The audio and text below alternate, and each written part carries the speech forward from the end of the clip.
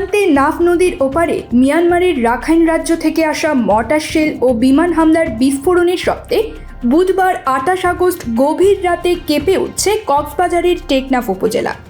এতে আতঙ্কিত হয়ে পড়েছে নাফ নদী তীরবর্তী উপজেলার বাসিন্দারা।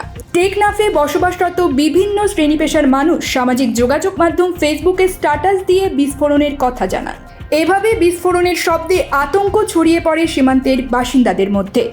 টেকনাফ সীমান্ত এলাকার গিয়াসউদ্দিন নামক একজন সামাজিক যোগাযোগ মাধ্যম ফেসবুকে লিখেছেন, মধ্যরাতে ভয়ঙ্কর শব্দে ঘুম ভেঙেছে, মনে হচ্ছে যুদ্ধ বিমান ঘরের ওপর দিয়ে চক্কর দিচ্ছে। সাজ্জাদুল করিম নামে আরেকজন লেখেন, যেভাবে শব্দ ভেসে আসছে মনে হয় কিছুক্ষণের মধ্যে শ্রবণ শক্তি হারাবো।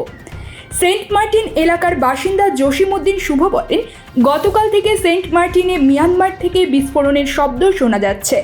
ধারণা করছি এবার হামলা হচ্ছে মায়ানমারের মংডু টাউনশিপের কাদিরবিল, মগ্নিপাড়া ও সুদাপাড়া এলাকায়। টেকনাফ সাবারাং ইউনিয়ন পরিষদের চেয়ারম্যান নূর হোসেন বলেন, রাত 12টার পর থেকে টানা কয়েক ঘন্টা বিস্ফোরণের শব্দ শুনতে পাওয়া যায়।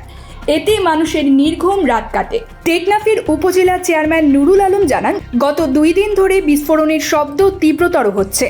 টেকনাফ থেকে মর্টার শেল ও বোমার বিস্ফোরণের বিকট শব্দ শোনা যাচ্ছে এবং এর তীব্রতার কারণে মানুষ নিরাপত্তাহীনতা বোধ করছে। বান্দরবানের নাইক্ষ্যংছড়ি উপজেলার ঘুমধুম সীমান্তের ওপারে ফেব্রুয়ারির শুরু থেকে জান্তা সরকারের সেনা ও আরাকান আর্মির মধ্যে সংঘাত তীব্র হয়।